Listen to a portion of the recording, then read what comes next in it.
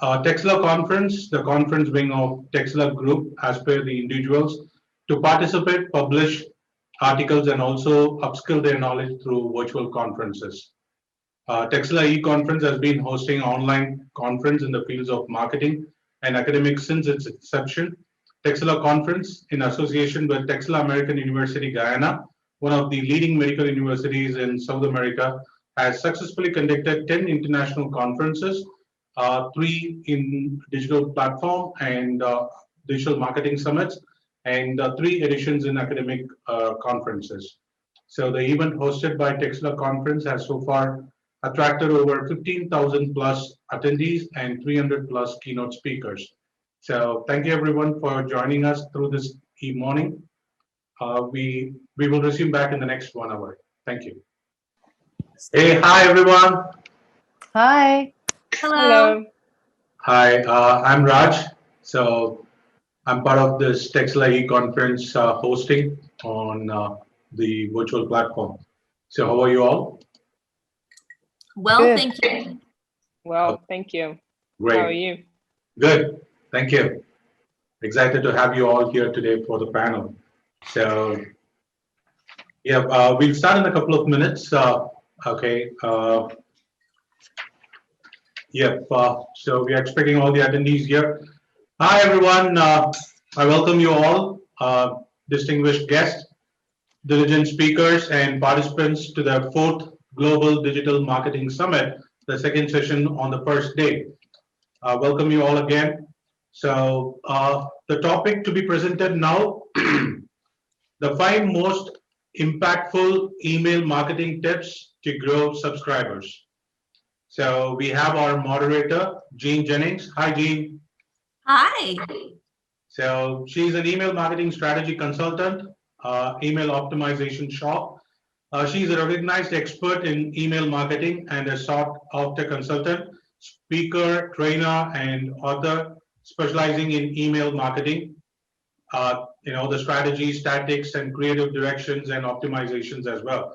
She helps organizations make their email marketing programs more effective and more profitable. So we have Kat Pei. Hi, Kat. Hi. So Holistic Email Marketing CEO, winner of the EEC Thought Leaders Award 2021, and industry veteran for 23 years. Kat is founder and CEO of Holistic Email Marketing, a boutique email consultancy with 10 years on the UK DMA Email Marketing Council. Kat is the author of the best-selling book, Holistic Email Marketing. She's an international keynote speaker, regular blogger, expert contributor, and trainer. And we have Ms. Yetty Williams. Hi, Yetty. Hi. Founder and CEO of LagosMums. She is a social entrepreneur and has over 20 years of work experience, which spans financial services, real estate consulting. She started her career in Bloomberg Financial Markets and has also worked in Wachovia Bank, now Wells Fargo, Shell, Pershins, Lafarge, and Union Bank. Yetty is the founder of LagosMums, the first Nigerian blog dedicated to moms and parents and caregivers. And welcome you all. Unfortunate, one of our panelists, Ms. Stephanie, she's unable to join us. So over to you, Jean. Hey, thank you so much. Thank you so much for inviting us all to be here. It's very exciting. And Kath and Yetty, I am excited to present with you. Kath and I have known each other a number of years. Yetty, it's so nice to meet you. I think we're going to have a great discussion. Please feel free. I think there's a way to put questions in, so let us know if you have questions. But I thought we'd ask Yetty to start us off. She's got some good information on the ROI of email marketing. So the idea is to sort of explain kind of why email marketing matters, which I think the 3 of us would all agree it does. Yes? Oh, yeah. Yeah, absolutely. So Yetty, why don't you start us off? Fantastic. Thank you. Over the years of running my social enterprise, which is called LagosMums, and that started actually about 10 years ago. And my journey into digital media marketing literally started accidentally. That's what I would call it.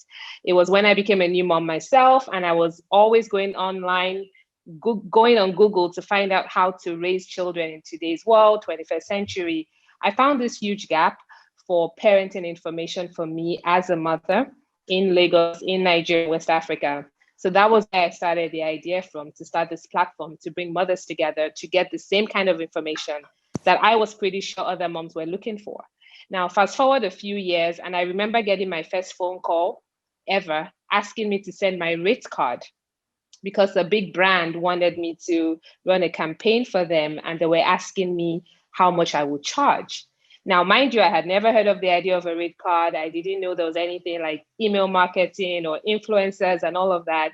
But I'm a businesswoman at heart. So I said, you know what, let me call you back. So I did a quick research. What is a rate card? What does that mean? And I put together something really, a little Excel sheet that I still look back now and I smile, never despise your humble beginnings. And I remember sending that out to them, and they accepted to have me as their client, or rather for them to be my client. And that was where the monetization started from. And that's where the whole world of digital media marketing started for me. Now, return on investment really means that at the end of the day, you want to make sure that whatever you're investing, you're getting the returns for that. Now, when we talk about email marketing, what we're saying is we're making sure we're trying to get access to our potential customers, eyeballs through email. Now, a lot of people focus on social media, having a fancy website, all of those things matter. But why I really like email marketing, and I'm sure you would agree, is you're pretty sure that it's a human being who's getting that email, right? To a large extent.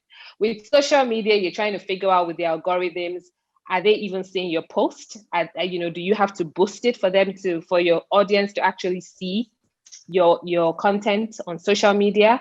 You can't be sure that if you have 1,000, 2,500, 1 million followers, it's only a percentage of them that are going to see it. However, with email marketing, especially if you've gotten the email from somebody who decided to give you their email because you were exchanging value for them, you're pretty sure that that's an individual behind that email address who's hopefully going to click on your email and is going to take the action that you want.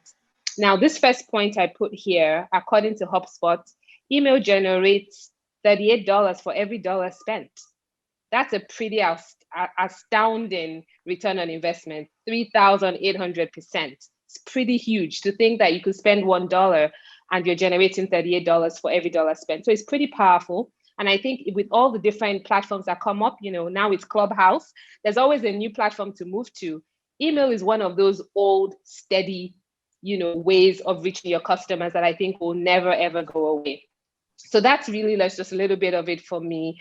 And the last point there, where I talk about marketers who use segmented campaigns, note as much as a 760% increase in revenue. These are some pretty, sizable results that we have to pay attention to.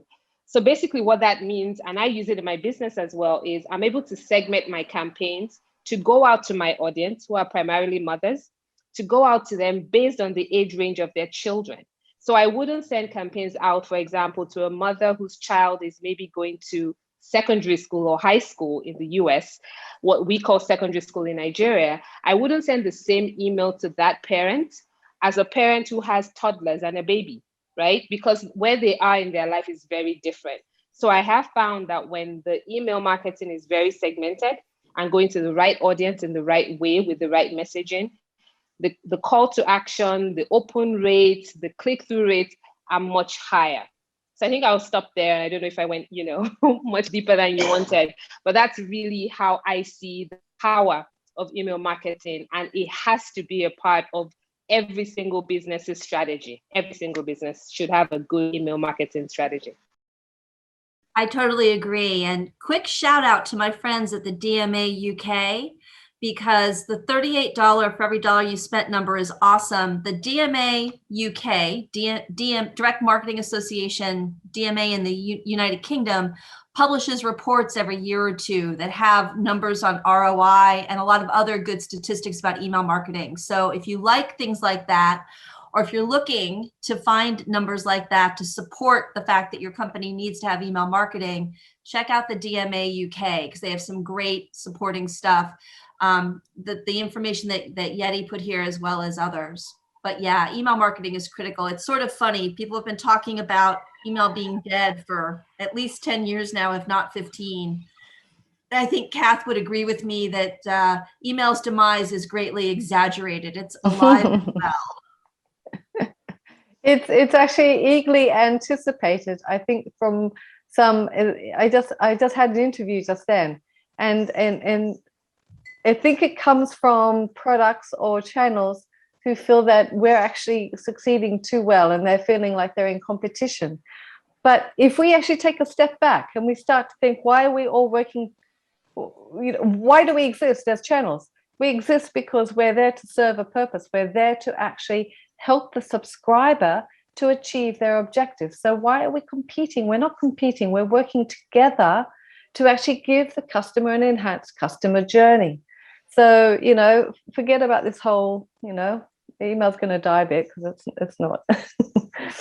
Not happening. Yeah. I'm sorry, Kath. I advanced the slide a little too quickly. I apologize, but no, that's fine. That's fine. Why list growth is so important? Yeah. So this is one thing that we found when we do lots of audits. As first thing we do when we're taking on a new client, and we found when actually looking at their data that customer lifetime value, so CLTV, for newsletter subscribers for this particular client was £50 higher than for non-subscribers, right? So this is giving you the reasons, we're mapping back now to the whole thing of growing your list, right? And how to do it. We also found that the CLTV was £60 higher for engaged subscribers than for non-subscribers. So that was interesting, right?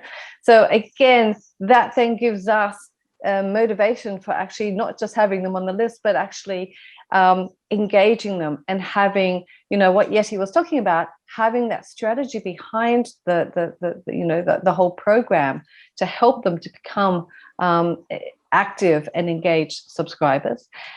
Yeah. And then we found that the CLTV was £53 higher for engaged subscribers than non-engaged subscribers, right? So now we've got the motivation for actually having subscribers, but then also, like I said, for having them engaged. MailChimp actually then found similar results as well. They analyzed 6 billion emails, and they found that subscribers order at least 25% more frequently than non-subscribers. That's because emails are push channel. And that's why it's so important to be able to grow your list, get permission so that you can actually push your messages in a good way to them, right? Subscribers spend at least 6% more than non-subscribers because you can upsell, you can increase the average order value because of that. And then active subscribers are 38% more likely to return for a follow-up purchase than non-subscribers, again, because we get to push our messages to them. And inactive subscribers, even they have a higher value than non-subscribers, right? So this is like, if this isn't sort of explaining why you really should be spending a lot of effort and time and focus on growing your list, a quality list, I don't know what is. Yeah. And if I could just chime in, I agree with everything both of you ladies had said, totally spot on. One thing that I run into, especially when I'm dealing with clients and prospects who are outside of the US, is they're very reliant on social media for their marketing. And don't get me wrong, social media is great. But the problem with social media is that you don't actually have you don't actually own that audience. Whereas in email, you do. So for instance, years ago, showing my age, there was a platform called MySpace. And a lot of people were on MySpace. And I had friends who were in bands, and they posted when they were going to be playing on MySpace so that their fans could see when they were going to be playing and where to find them. Fast forward, all of a sudden, everyone kind of ditched MySpace. My impression is that everyone moved to Facebook. Nobody really knows why it happened, but all of a sudden those bands would post their shows and no one would come because no one was on MySpace to see it anymore. That's the reason that you need to have an email relationship, because with an email relationship, you own it. If all those people who had been following them on MySpace had been email subscribers of theirs, even when they left MySpace, they still could have communicated with them via email. So that's the other value of the email. You actually own that relationship, which you don't if you're marketing through social media. You're really at the whims of the platform or of people's feelings about the platform. Absolutely. Right. Yeah. Right. So I thought we'd start by talking a little bit about some different acquisition methodologies, because we really want to talk about and give you some practical advice about what to do to grow your email list. So let's jump into some methodologies. Kath, I think this is your slide. Why don't we have you start us off? Yeah, so I mean, I always try to keep things as simple as possible. So 3 V's is really, really important. So the 3 V's of actually, and this is very much though focused on, well, it doesn't have to be focused just on your website. It could be on any other place as well, right? But primarily, if we're talking about your website, visibility, value, and velocity. Now I'll go through them each quickly. Visibility means that it needs to be visible. Now, we humans tend to be lazy, and then studies after study after study have actually found, that how we use the web means that we are actually really, really lazy. So we don't tend to work hard. So if you're asking your subscriber or your potential subscriber, the person that you have actually paid money for, to turn up because you've used PPC ad or a banner ad or some sort of social to drive to your website, and then you're asking them to work hard to actually find the form because you've hidden it away, then you're shooting yourself in the foot. So visibility is key. The bottom line is that if you want someone to do something, right, and certainly if it's going to benefit you as well as them, make it as easy as possible for them to do it. And that's what the rest of the other points are about too. Value. Don't assume that they know what value you're going to give them, right? Don't assume that they even know you. Don't assume that they know what content you're going to give to them. Explain it. Be very, very clear and sell them on it, because this to me is actually a point of acquisition. So you are acquiring their address and their permission, even though it's not really costing, there's no transaction happening as far as money goes, but there is a transaction. And what that means is that you have promised them, you're saying, we're going to give you this value. We're going to give you the latest offers, the best deals, the best news and everything like this. And all we need in exchange is your email address and your permission and maybe a couple of other details, depends on. Right. So an actual transaction has taken place. And then from there on, then you need to be making sure that you are delivering to that transaction. Right. So that promise that you made, deliver upon that promise. The next one is velocity. And this is really, really simple. It depends on if you're B2B, B2C, what it is that you are asking them for will depend upon how many fields you've got in the form in the first place. But just remember, always try and ask for minimal. But okay, I'm going to sort of say something there in that sometimes you have to ask for a little bit more than minimal, because sometimes they might question, if they're only asking me for this, then maybe it's not going to be overly relevant to me because they don't really know anything about me. So how can they give me the deals that I want, right? So what I'm saying is that you have to use your own rationale, your own understanding of your audience, your products, your services and everything, and then test. Yeah. And I know Jean's got a great case study coming up as well. So the velocity is basically how many barriers have you put in front of them, which is going to stop them from actually converting? How quickly can they achieve that and complete that particular task? Yeah. So there's the 3 V's. And they're very, very relevant. Again, just on this subject alone, there's a lot of other things I could have been talking about, but it's only a 1 hour panel. So, but I think that's a little bit of food for thought there. No, I like it. And you're right. I mean, I think any of us could talk all day about email. I know I have led all day workshops on email and there's still more to say. So no, I like the simplicity of it, Kath, very much. Yetty, do you want to jump in with the importance of offering value, kind of building on what Kath has said? Yes, absolutely. So in terms of, offering value as a strategy to get an email, as we're trying to, ascertain and let people know, email is actually gold. I see an email address as gold in today's day and age in terms of getting in touch with your customers, potential clients, and continuing to stay in touch with them. So if an email address is gold, I know I hate going into my email box and it's clogged up. So I really want to make sure that if I'm getting your email address, I'm offering you something of value that makes you exchange your email address with me. And, so the idea is, being very effective and understanding your segmentation, who your potential client is, who exactly are you serving, who are you providing value for. So your customer avatar is critical, because if you don't know, like the little example I used earlier, if I'm talking to a mom who has older children, for example, versus a mom who's a brand new mom who's dealing with sleepless nights and breastfeeding and all of that, the information these two sets of mothers want to see is very different. So it'll be a big mistake for me to lump them together and share the same information with them.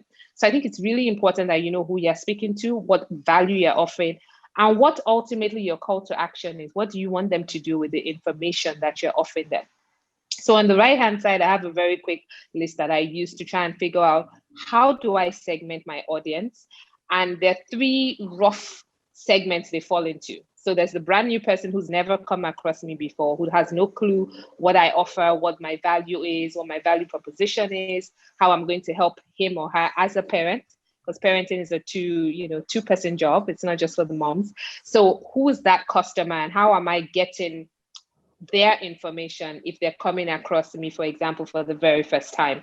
And this is where awareness comes from. So every single person is going to be showing up on somebody's radar, whether it's social media or the website, for the first time at some point. So how do you take them from a first-time visitor to being someone who subscribes to getting information from you? So who's your customer? So you know exactly what you're putting out there that attracts them. The next thing that I really think is critical is to understand their pain points. Different potential customers have different pain points. So are you able to speak to their pain point in a way that when they come across your content, wherever they come across that content, whether it's your website, social media, they immediately see your solution in that communication somehow, and they want to learn more? That's when they are going to take action and give you, the gold, which is their email address. And then how do you offer the value? That's where you have a whole set of series of, I have something called 7 C's, which is pretty detailed, but it's basically how I work with clients to ensure that you are staying on top of your digital strategy. You have to have a content plan, a content calendar. What is value? If I send you one email after you sign up for myself or Kat's, fantastic values, you get one email once and that's it. That's not value.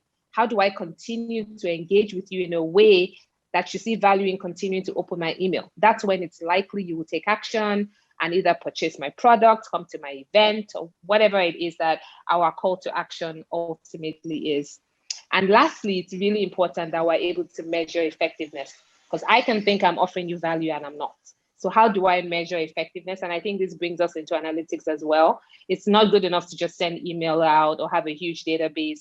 What is happening behind the scenes? And every good email platform, CRM system, will give you analytics, so you can make, you can use data in a way that helps you continue to drive that value.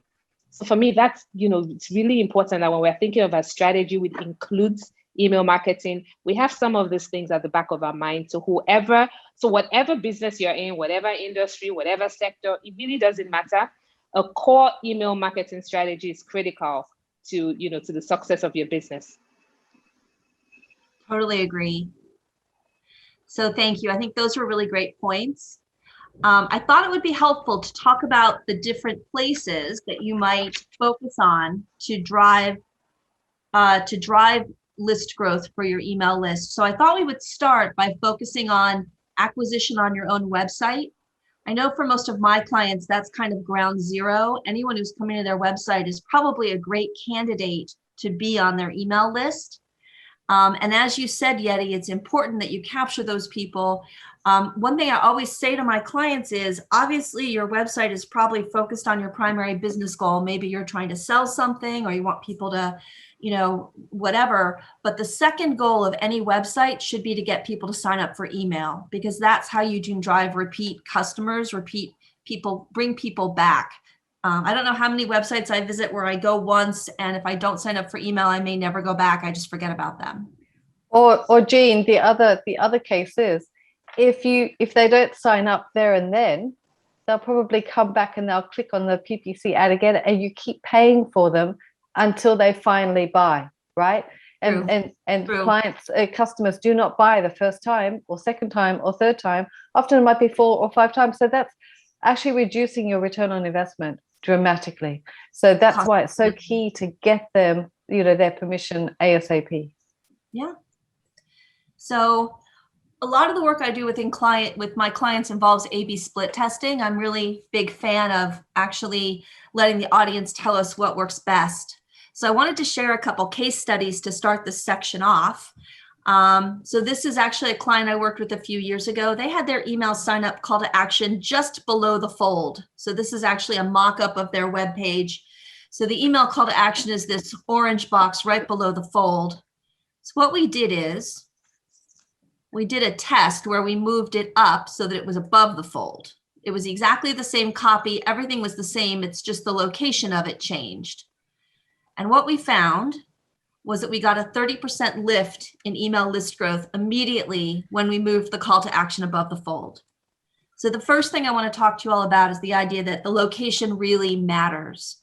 Again, you want, this is not probably your primary call to action, but it should definitely be your secondary call to action on the website, and it needs to get proper placement in order to make it work. I wanted to share another case study from a client that we just did earlier this year. So in this case, we actually, when I started working with them, their call to action for email was way down here in the footer.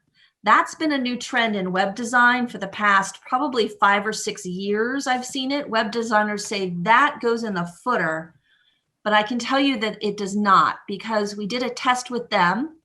We moved the call to action right up here to the top, which is where we found it should be.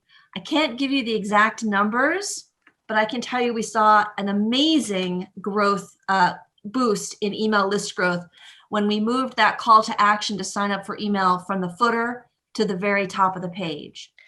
And what's really interesting here, we've gone and done some surveys and some research into this as well. And what we've found is that often those that, you were able to do this test, which is fantastic. A lot of our clients, when we suggest doing tests with them, they say, we don't actually control or have any say on it. Now, and this, it was something like 70% of email marketers do not have any say on where the position of their form is on the website. Now, this is absolutely crazy, because what is one of their KPIs? Is to grow their email list. But they're actually, their hands are tied behind their back. They're not being given the tools. And one of the things is the website guys, they've got different KPIs. And so growing the list is not one of them, hence why it's deprioritized and pushed down so it doesn't interfere with their KPIs, right?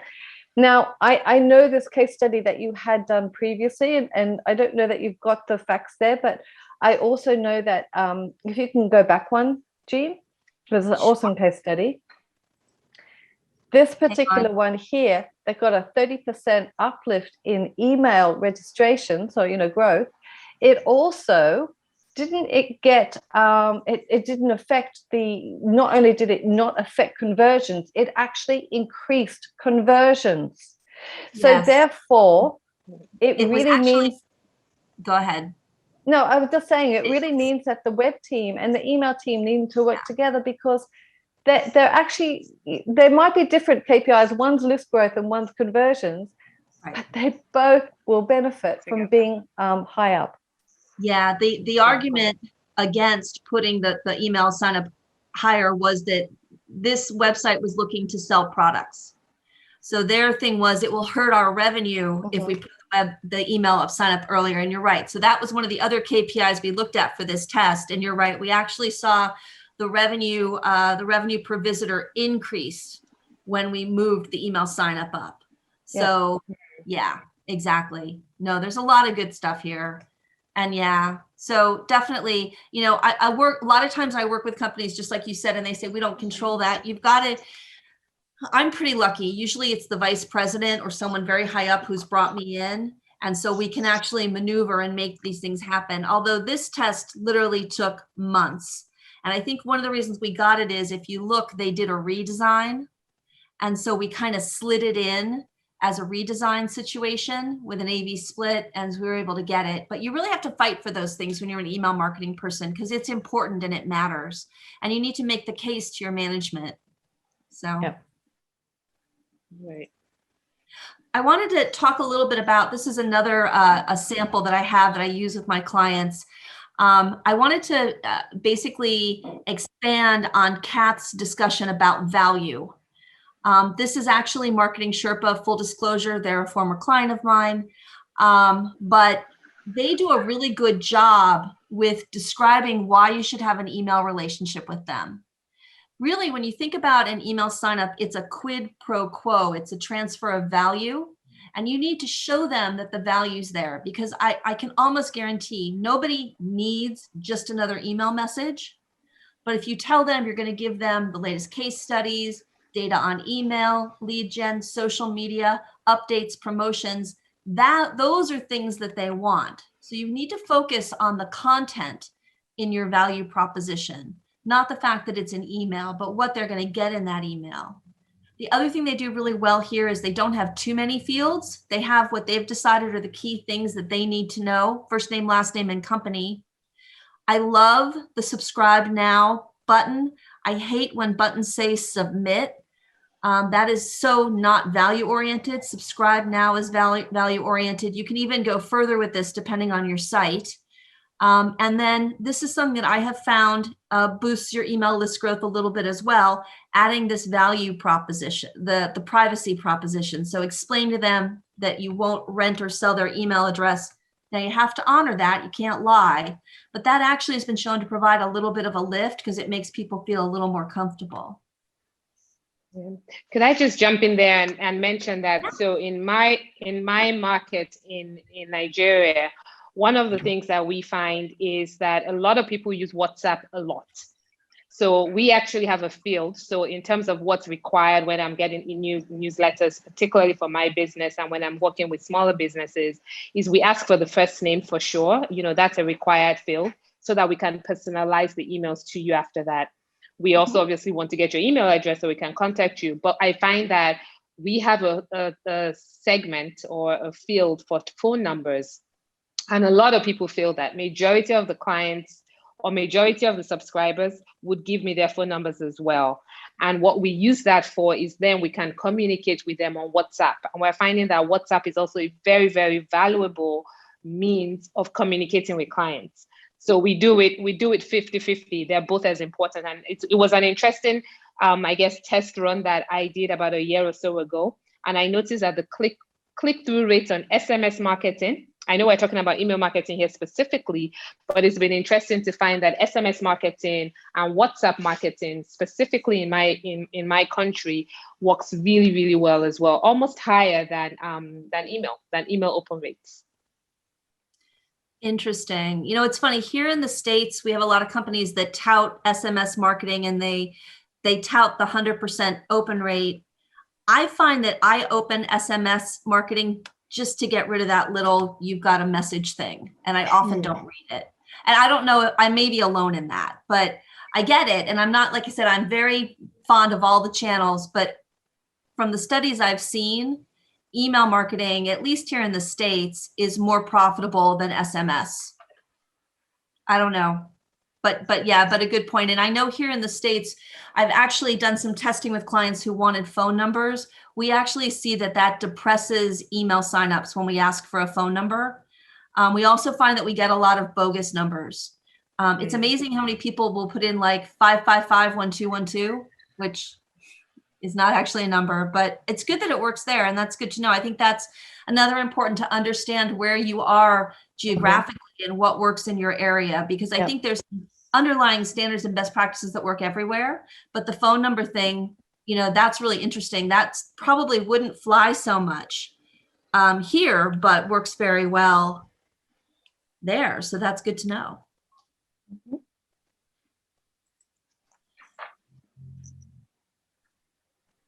And I just wanted to say, you know, a lot of the email signups I see are this basic one as like in the bottom. Not a great idea. Probably not going to drive a lot of interest because it's not, again, focusing on the benefit of the relationship, what's in it for people. So if you're going to do that, just don't try to do something that actually is going to work a little bit better. This is my last case study. I wanted to talk to you a little bit about sign up pages. So this is for a client that had a bit more of a complicated sign up. We actually, once they clicked through for the call to action, they landed on a web page. This is the mock-up of the web page. The problem we were having is people would land here and then they would abandon without filling out the forms, and we didn't know why. But then when I did an analysis of it, I took a look and I realized that the green items relate to the newsletter sign up. Anything that's another color relates to something else. We had another newsletter sign up banner at the top. So we had people who would click through on a banner on another page, land here, click through on that banner again, and continue to reload the page. Again, another newsletter sign up banner. We had an ad that was driving people elsewhere, call to action to go to other places on the site. So the problem with this page is it was just too cluttered. There were too many ways for people to exit.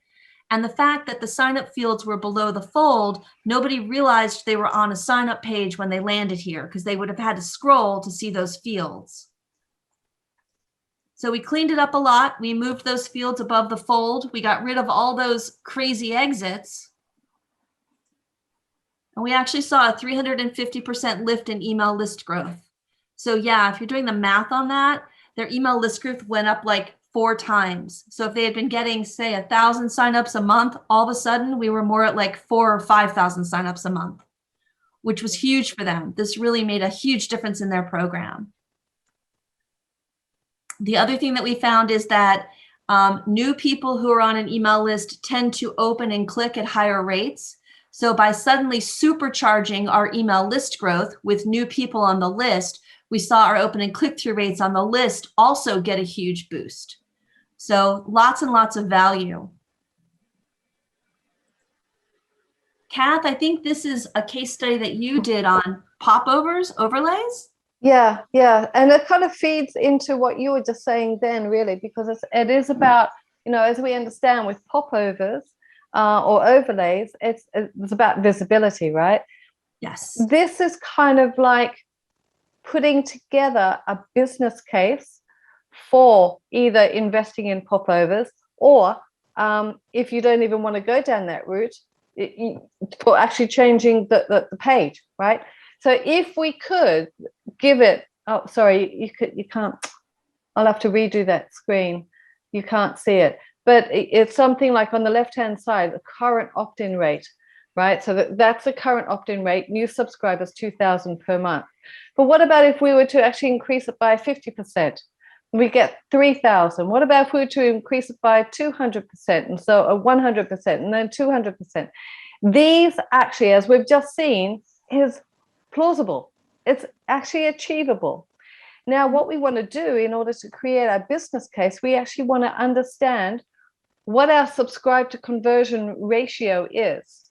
So in this case, the client's subscribe to conversion ratio was 34%, which is quite healthy.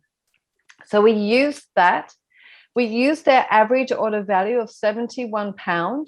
That we're able to actually identify the current value that they were delivering, and then we can see the revenue increase that we're going to be making simply by increasing our subscribers to our list, right? And then looking at the conversion ratio and so on. So that is unbelievable. It's fantastic. And we can see here that there's some numbers there, and you can have a look and see how much it would be increasing. But we don't want to just leave it at that, because that's in the here and the now, right? That's the short term. We also want to look at the long term.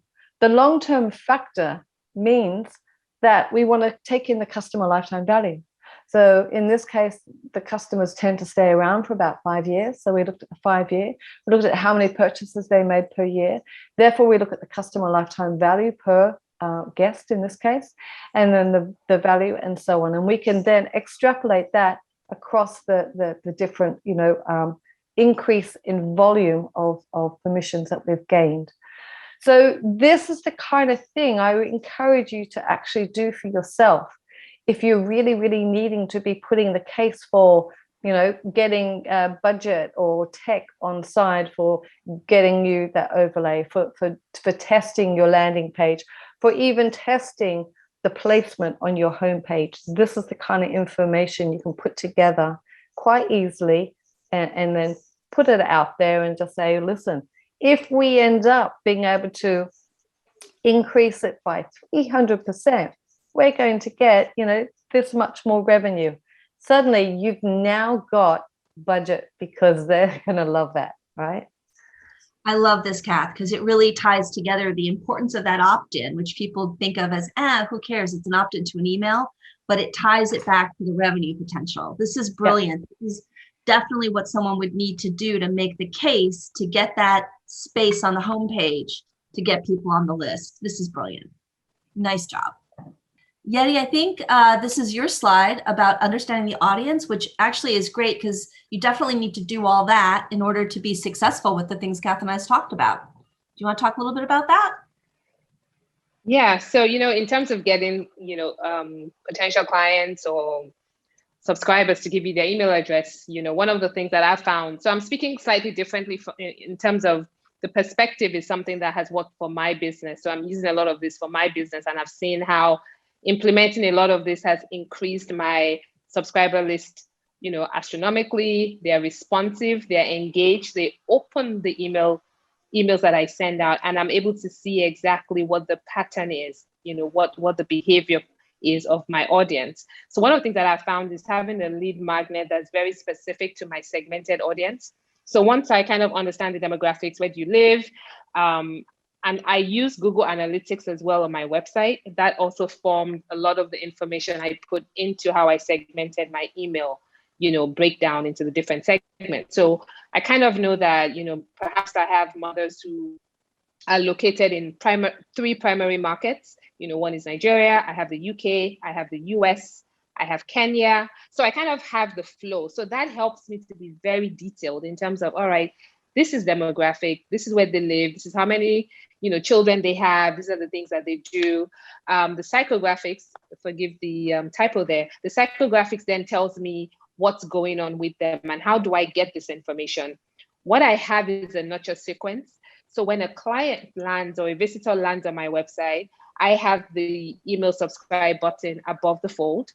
Somebody subscribes. What they get immediately within 24 hours is an automatic email flow that welcomes them, tells them what they're going to be getting by being part of this community, lets them know the kind of information we share. And then I put a survey in there that says, you know what, I would love to get to know you better so we can serve you even better on your parenting journey, on your motherhood journey, and all of that. So suddenly it's a very warm, welcoming, email that they get.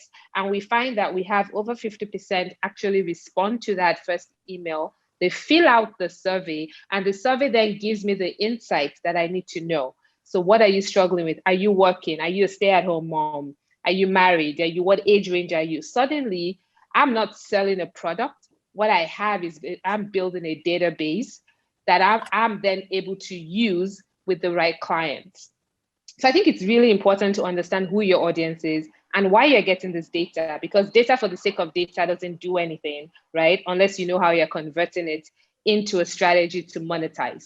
So it's really, for me, I'm very, very specific on how I'm collecting data, why I'm collecting the data, and how I'm mining that data to ensure that I'm using it in the right way, to ensure that my email marketing strategy overall works.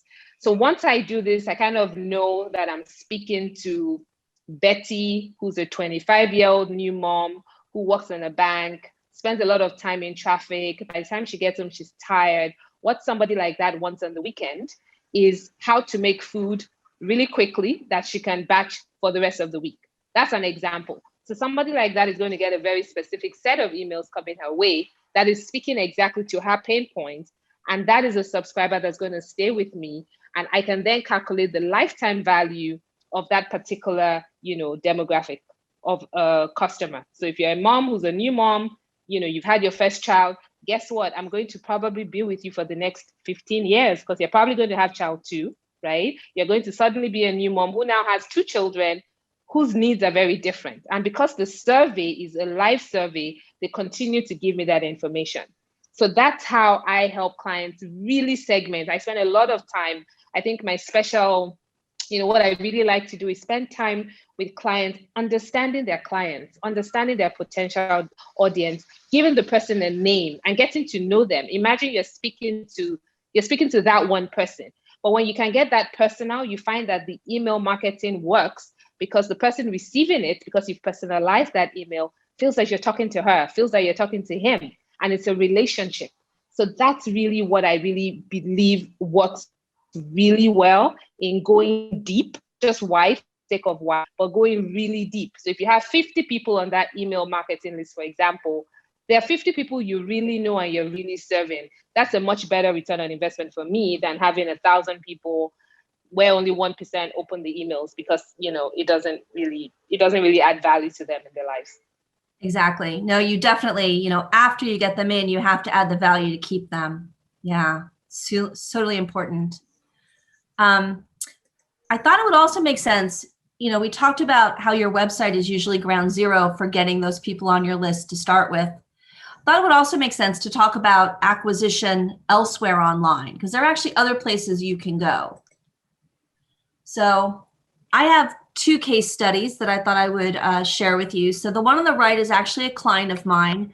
And we do a lot of LinkedIn posting, really just focused on getting people to subscribe to our email newsletter.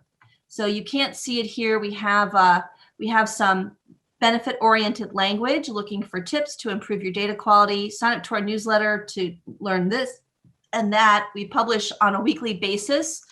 And so they actually get a good number of signups from these LinkedIn posts. Because they're on LinkedIn, this isn't an ad, it's really just a post, but it doesn't really cost anything. It takes some time for them to set it up, but it actually works really well to actually grow our list. And then this is actually on the left. This is actually an example from my email newsletter that I do for Email Op Shop. We take a little bit of a different approach. We publish weekly as well.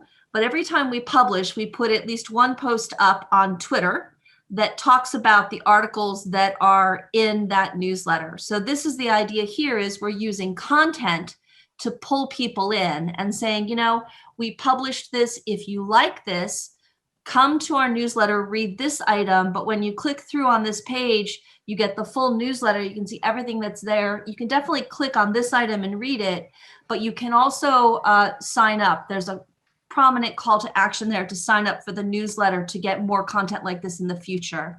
And that also works very well. And again, this doesn't really cost us anything. I have a person who handles my social media. I have to pay them for their time, but we're just doing this on our regular Twitter feed. So you also want to think about things like that you can do to grow your list, things that are more kind of guerrilla.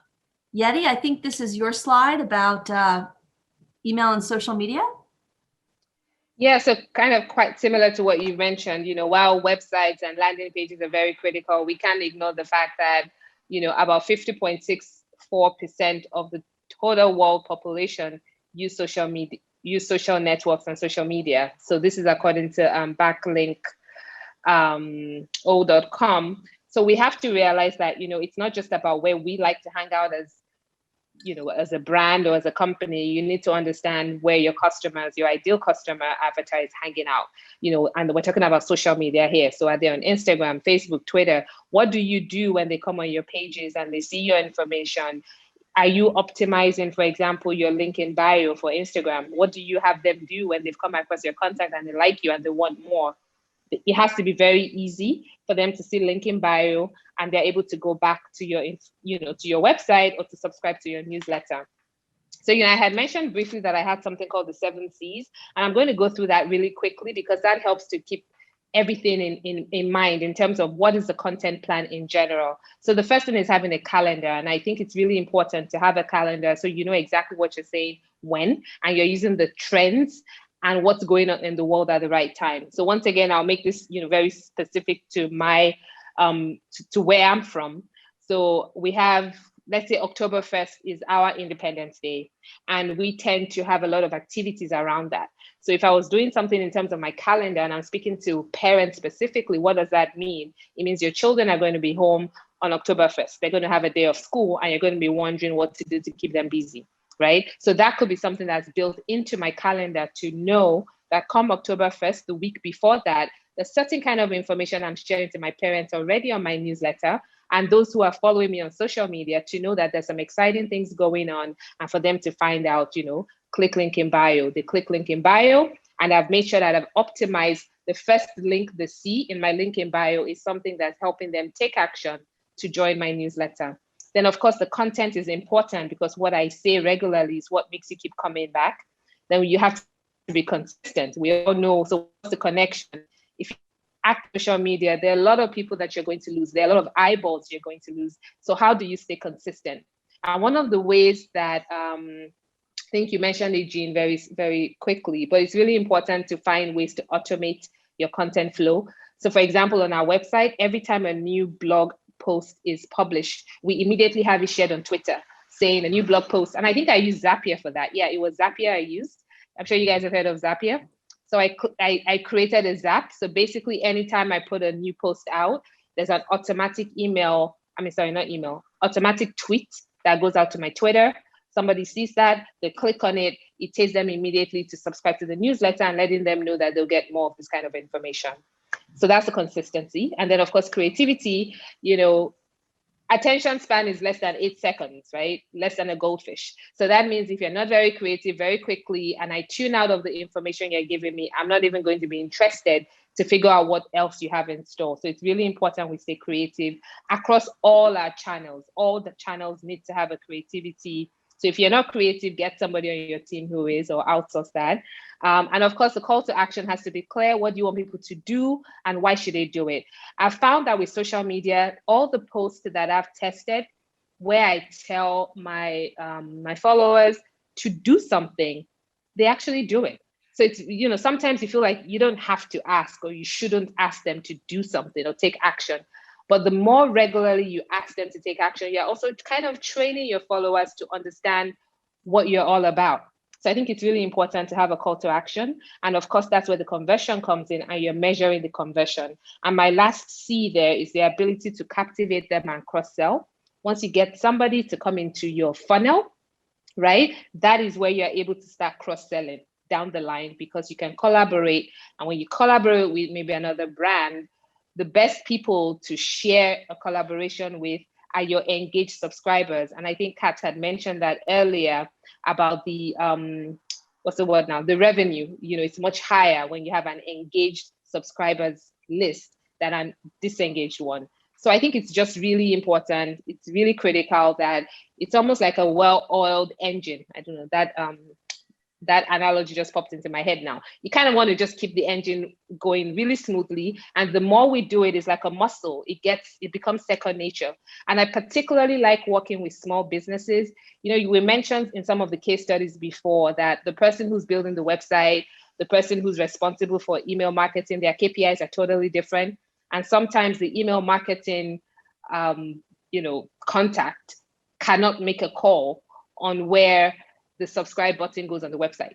But when you're a small business, you tend to be the one-man shop, right? All the decisions start and end with you. And I find that when a small business owner understands the importance of digital, it's not an option. You absolutely have to use it to excel and to grow in your business. It's like a light bulb goes on. And when you help them measure, growth later on, they're usually absolutely amazed at what happens in just a month of being much more strategic about their, their content marketing and email marketing. It's so hard yes. because we're here to talk about growing your email list, but it's so hard not to talk about all the other great things about email marketing, isn't it? Because it's all important and it doesn't stop at growing the list, but it does start there because if you don't have an email list, you can't do any of these other phenomenal things. So our last section is really on offline acquisition. We've got about 9 minutes left, but I think we should be able to get through this, and let's maybe try to leave about 5 minutes for questions because we do have some questions. So just a couple slides. You've probably seen these cards. This is actually from a restaurant in Atlanta, where you can fill out your email address.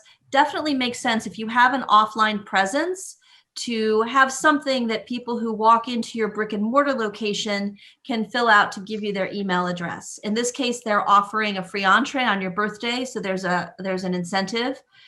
So this is definitely a valid way to grow your email list.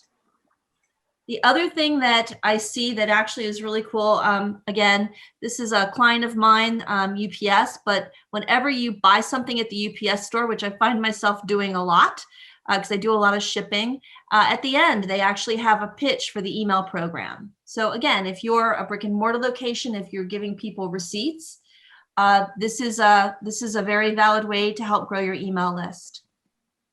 Finally, the other thing I've seen in the last couple of years, free Wi-Fi is around everywhere. If you're shopping or if you're at the airport, I travel a lot, at least I did before COVID. A lot of companies, organizations offer free Wi-Fi, and a lot of them ask for your email address to give you access to that Wi-Fi. So if you're in a situation like that, do a customer service for your customers, offer them free Wi-Fi, but get that email address in return so you can have that email relationship with them. Oh, quick section on analytics. Yetty, do you want to talk a little bit about analytics? And then I think I have a slide on analytics, and then we can get to questions. Yeah, so just because of time, very quickly, I'll just run through what I had mentioned briefly earlier, that whatever CRM tool you're using, it's really, most of them, there are a lot of good ones that I've used over the years. Most of them have pretty good analytics for you to help you figure out how many people are opening your emails, are they clicking, what links are they clicking, which links are getting the most clicks. So you can make sense of the behind the scenes and use that to inform the type of content and the type of offers that you're offering your clients. So I think that's basically it, so that we can, get to other slides as well. So I wanted to provide some metrics that I use with clients when we're looking at list growth. The first one is the conversion rate from web sign up. So this is something that I've actually honed through the years. It's very simple. You want to take the number of new email subscribers that you're getting from your website, and you want to divide that by the new website visitors. So you filter out all those returning visitors because your focus is really on new visitors. I've found that you can typically get, if you optimize your call to action in the ways that I talked about earlier, 5 to 20% of your new website visitors to convert. I will be honest, most of the companies I work with, when I start working with them, they're at under 1%, which is just so sad to me. But with a little bit of work, you can get it up, and it's possible. And think about the difference that can make. If you go from 0.5%, if you're getting 100,000 new visitors a month, you'll have 500. If you can get that to 5%, you've got 5,000. So I think the goal here is always be optimizing that call to action, always be testing what language you use about the benefits, what fields you ask for, what the call to action button says, where it's located on the site. If you're constantly tweaking it, you can constantly boost the performance of it. The best ratio I ever saw was about 87%, which was amazing. But that was for a very focused microsite page that was, people were driven to it by social media, and it was a lead generator. So it's hard to get that on a normal site, but 5 to 20% should definitely be doable. And if you're not getting that, you should start playing with it and trying. The other thing I wanted to talk about really touches on what Yetty was talking about. You want to look at the performance of the email addresses that you're getting, because if you get a whole bunch of new email addresses on your list, but they never open or click your emails, they're probably not really good leads for you. They're not really providing value to your list. I saw this years ago. One of my first big clients was Hasbro, which is this awesome toy company. And we did a list growth campaign for them. And we offered the chance to win a basket of free toys. And I think we gave away 3 baskets of toys a day. And people were signing up in droves, and we were so excited, and we were giving away the toy baskets, and it was great. Except that then when we started to look at the list performance a month or 2 down the line, the majority of people who signed up via that free offer weren't really opening or clicking on our emails. So they weren't really interested in having an email relationship with us. They were only interested in the possibility of winning some free toys. So you want to take a look at that, because those aren't the people you want on your list. The other thing you want to take a look at, and this is what this picture shows, is you want to take a look on if people are reporting you as spam and causing abuse complaints, which is even worse than them not opening or clicking.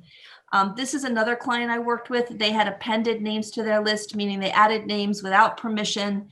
And we saw just this huge percentage of spam complaints. So that's even worse than them not paying attention. So you need to look at those, how people engage with you after the opt-in, to make sure that that's a good source. And if it's not a good source, if they're complaining or if they're not opening and clicking, you should stop using that source and find someplace else to get your people from. Yep. So real quickly, I wanted to provide some additional resources. I publish a newsletter. I'm also GM of Only Influencers, which is a community of email marketing professionals. You're welcome to join. We also have a newsletter. Kath, congratulations again on your book. Talk to us about that. Yeah, so the book, it's out there. It's on paperback and also Kindle, and the Audible will be released very, very shortly. I mean, it became a bestseller, and it's also won an award, so I'm pretty chuffed about all of that.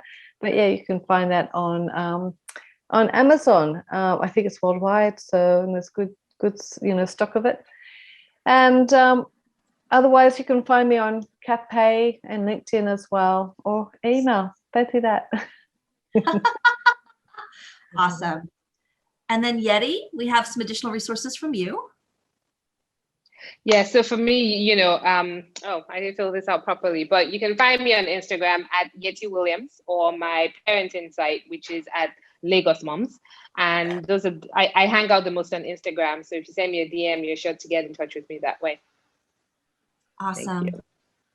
Now, I see a couple of questions. There's a really great one from Daniel. Kath, you had mentioned you'd like to take that. Do you want to start that one off? And then if Yetty and I have anything to add, we will.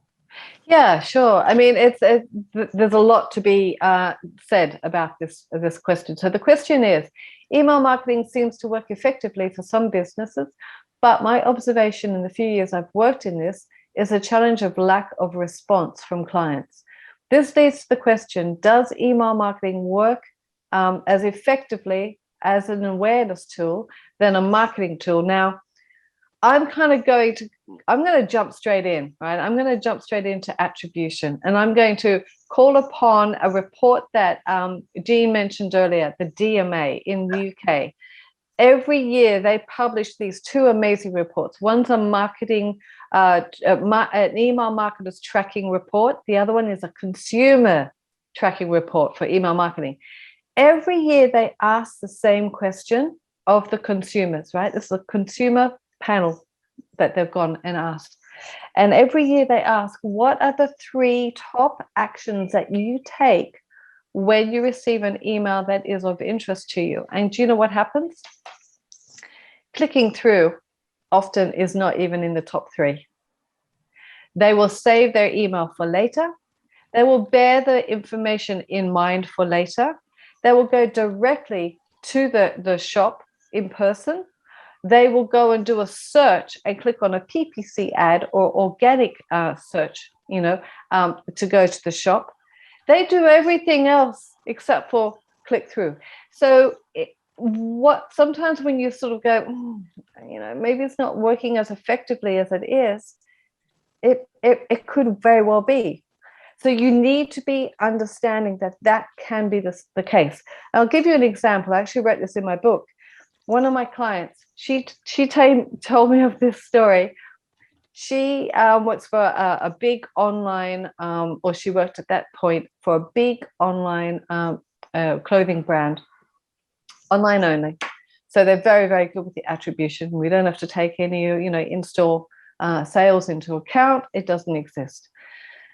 So that all the heads were there. She's there as a head of CRM. And the head of SEO was saying, okay, so we've always had this anomaly that on a Tuesday, our searches have spiked, and we've never understood why. We've never really fully come to the solution as to why this is. We've just accepted this is a Tuesday anomaly, right? But this week we didn't. There was, in fact, it dropped, right? There was no surge, no nothing like that. And my client put her hand up. She said, that's because we had a technical issue and we didn't send out the newsletter this week, right? The email that normally goes out on Tuesday didn't go out. So everything that they were attributing to, email, I mean, SEO is getting all of this wonderful, driving all this traffic and all these conversions. It was actually email that was pushing the traffic to other channels. It's well known for doing that. So just understand that, sometimes it is a case of that you are, your lack of response is happening because you're using the same tactics and you're not refreshing your strategy. You're not being customer centric. You're being too brand centric, blah, blah, blah, and all the rest of it. But I do want to point out here that email is an amazing tool, even if they don't action it. Sometimes it's just a matter of them seeing the offer in the subject line. If you do a fantastic job with your subject line, you really impart the value, you impart the USP, and you give them something to go along with. That's all they need. And I mean, okay, third point, right? I do this when I do my audits. Again, I went and had a look at my customers because of the attribution side of thing, and they were attributing only 4 days worth. And the reason why they did that was quite logical, because then they sent another campaign. So they cut off the attribution after 4 days, then they sent another campaign and they measured that for 4 days, and so on and so on. All right. I went and delved into Google Analytics, which is what they used for their analytics.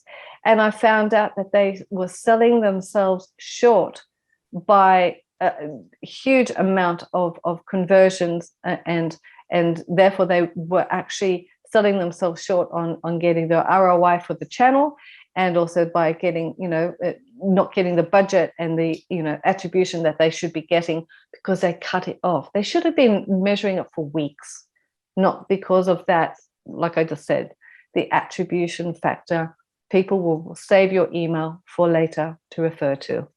So that's kind of what I wanted to say. Hey, I think we are over our time. Kath and Yetty, thank you so much for presenting with me today. I want to thank our hosts for having us. This has been great. And I think everyone's welcome to reach out to you both on LinkedIn or Twitter or wherever else if they're interested. Yes, ladies? Yeah, sure. That's correct. Yeah. Awesome. Thank you for joining us, everybody. Take care. Be safe. Stay well. Thank you. Bye-bye. Thank you very much, Kath, and thank you so much. So that was a panel discussion on the most impactful email marketing tips shared by the experienced most Kath and Yetty Williams. Thank you once again to you all.